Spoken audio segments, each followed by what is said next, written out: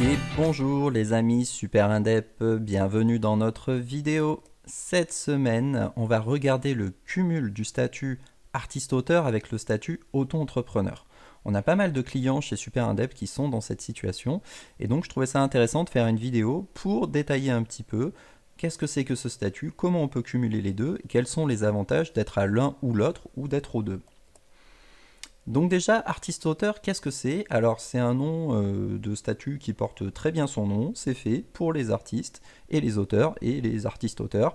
En gros, si vous faites de la production artistique, tout ce qui est, je sais pas, peinture, chanson, tout ce qu'on peut imaginer dans ce cadre-là, le statut artiste-auteur est vraiment fait pour ce genre de situation où vous allez potentiellement notamment toucher des droits d'auteur. En fait, c'est le seul statut qui vous permet de gérer facilement les droits d'auteur. Et c'est un statut qu'ils ont essayé de simplifier et pour lequel ils essayent de tenir compte du fait que l'activité peut être assez fluctuante, etc. C'est donc vraiment fait pour ceux qui créent des œuvres dans n'importe quel domaine et on peut même l'appliquer éventuellement dans le logiciel, mais on va vite voir que c'est un petit peu plus limité à ce niveau-là.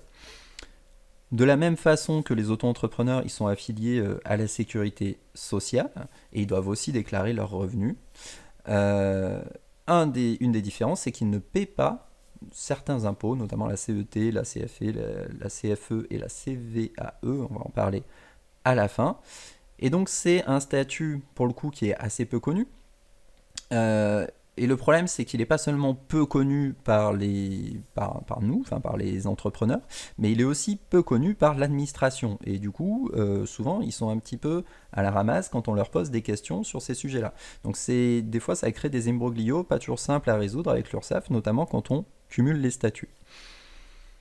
Alors si on compare artiste-auteur et micro-entreprise, qu'est-ce qu'on voit? Déjà que contrairement aux artistes-auteurs, les micro-entreprises, elle a un plafond. Elle a un plafond maximum dont on sait qu'on ne peut pas la dépasser.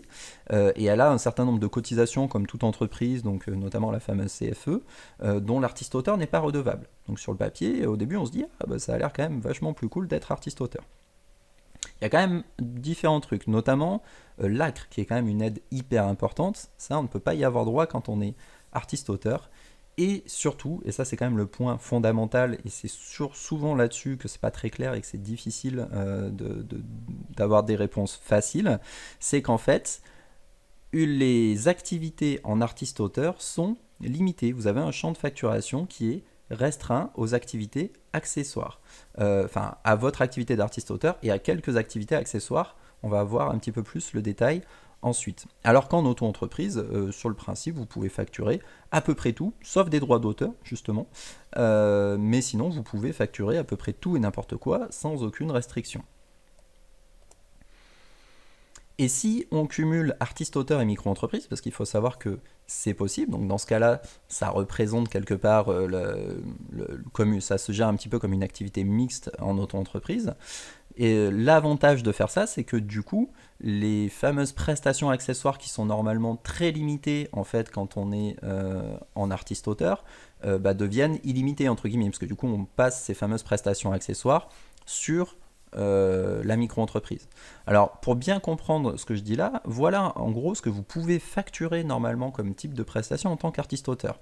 Des ateliers d'écriture ou artistique, des cours artistiques notamment dans des établissements privés ou publics, des cours dans un atelier ou dans un studio, des conférences, des rencontres, des accrochages ponctuels, donc si vous exposez vos œuvres d'art, et éventuellement la conception ou la mise en forme d'œuvres pour un autre plasticien, sachant que là on ne parle pas d'assistanat, donc ça veut dire que potentiellement voilà, vous travaillez avec d'autres personnes, et en plus on voit que c'est limité par année. Par exemple, c'est 4 par an pour la conception et la mise en forme pour un autre plasticien, etc.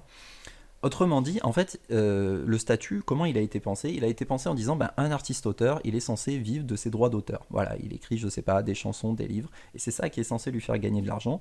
Et de façon exceptionnelle, il peut faire des petites activités à droite, à gauche, il peut faire des conférences, il peut faire des ateliers, mais c'est pas censé représenter la majorité de ses revenus. Et d'ailleurs, cette fameuse rémunération accessoire, elle est limitée. On ne peut pas dépasser 80% du seuil d'affiliation de la sécurité sociale, qui est autour de 40 000 euros si je ne dis pas de bêtises.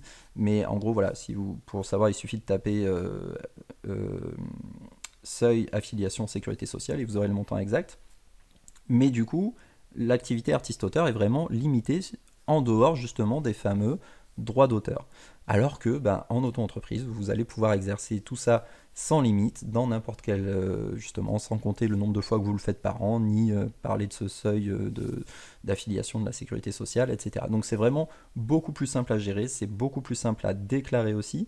Au niveau de l'URSSAF et des administrations, c'est beaucoup mieux compris. Aujourd'hui, l'auto-entreprise est quand même de très répandu et donc ça commence à être assez bien compris par tout le monde. Alors que voilà, on voit bien quand même que le statut artiste-auteur, au-delà des droits d'auteur pour lesquels il est indispensable, est quand même très limité et limitant. Et donc ça peut être une bonne raison pour cumuler les deux, voire si vous étiez artiste-auteur mais qu'en fait votre boulot c'est de faire des sites internet, là je vous recommande vraiment de passer en micro-entreprise parce que pour le coup, si vous avez un contrôle, je pense que vous aurez du mal à justifier de vivre de vos droits d'auteur en créant des sites internet. Voilà, c'est ce que je voulais vous dire cette semaine sur le statut artiste-auteur et sur la façon dont il peut se cumuler avec une micro-entreprise. Si jamais vous avez des questions ou des remarques, eh ben, en vidéo, en commentaire de cette vidéo, on sera ravi de vous répondre. Et si vous voulez nous laisser un petit like parce que ça vous a plu, c'est toujours bienvenu. Et sur ce, je vous dis merci beaucoup, très bonne journée et à la semaine prochaine.